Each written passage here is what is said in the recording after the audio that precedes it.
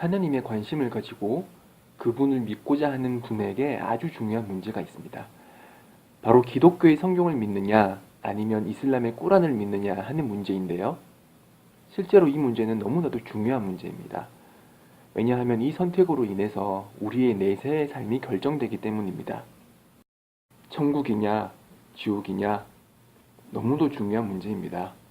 성경을 통해서 하나님을 믿느냐 꾸란을 통해서 하나님을 믿느냐, 하나님을 섬기고 싶어하는 여러분들에게 제가 조금이나마 도움을 드리고 싶습니다.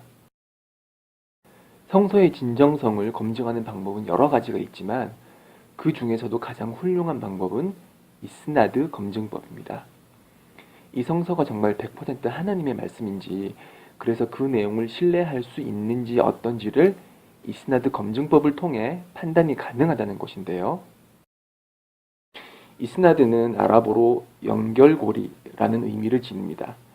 사람들의 입으로 전달되는 정보는 정보 전달자와 정보 수용자 사이의 연결고리, 즉 이스나드를 통해서 사람들에게 알려집니다. 이 이스나드, 즉 연결고리가 단단한지 아니면 끊겼는지 등을 검증함으로써 전달되는 정보의 정확성을 판단하는 것이 이스나드 검증법입니다. 이해를 쉽게 하기 위해서 예를 하나 들어볼게요. 부산에 있는 대학생 장동민이 서울에 있는 친구 김철수에게 전화를 걸었습니다. 야, 오늘 우리 아버지가 그러는데 서울 이마트에서 전 품목 50% 대박 세일 중이래. 자, 우리가 이 전화통화 내용을 통해 얻은 정보는 서울 이마트에서 전 품목 50% 세일 중이라는 것입니다.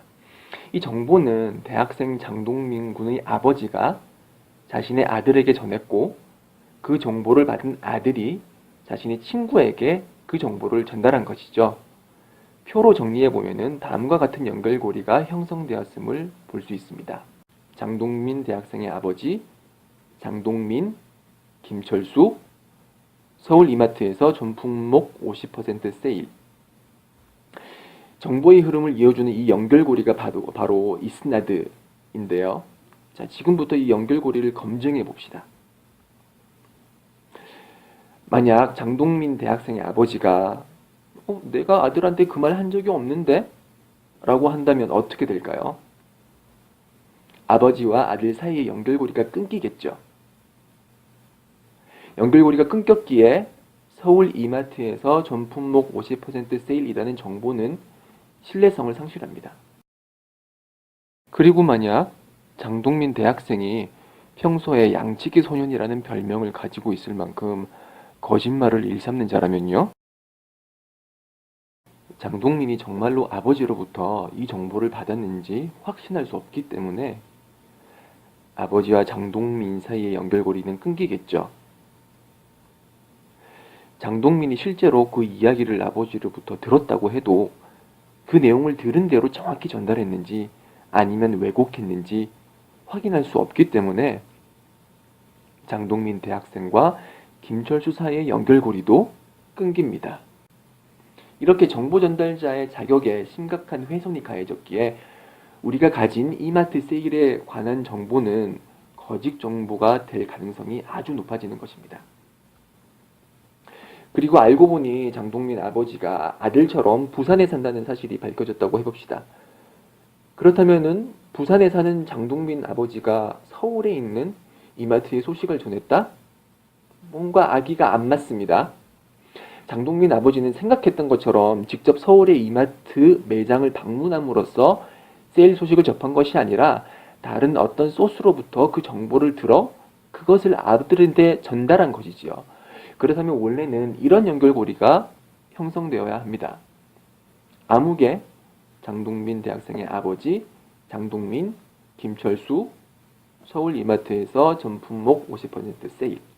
그렇지만 우리는 이 아무개가 누구인지 알지 못합니다. 아무개가 서울에 사는지, 그래서 이마트에 방문했는지, 거짓말을 일삼는 자인지 아니면 정직한 자인지 그에 대한 아무런 정보가 없습니다.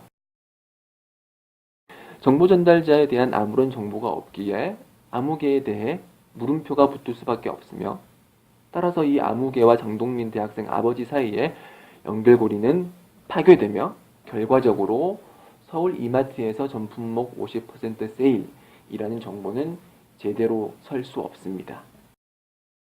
자, 이렇게 예시를 통해 이스나드 검증이 어떻게 이루어지는지 대략 살펴보았습니다. 정보 전달자와 수용자 사이의 연결고리가 깨진다면 우리가 받은 그 정보는 신뢰할 수 없다고 했고요. 연결고리가 깨지는 이유는 양치기 소년처럼 정보 전달자의 자격이 의심을 받거나 전달받은 정보에 대한 소스를 감추는 경우 등이 있다고 설명드렸습니다. 다음 강의는 이러한 이스나드 검증법이 성경과 하디스, 꼬란 등에 어떻게 적용되는지 구체적으로 살펴보고자 합니다. 다음 강의도 경청해 주실 거죠? 그럼 전 이만 물러갑니다. 다음 강의 때 뵙겠습니다.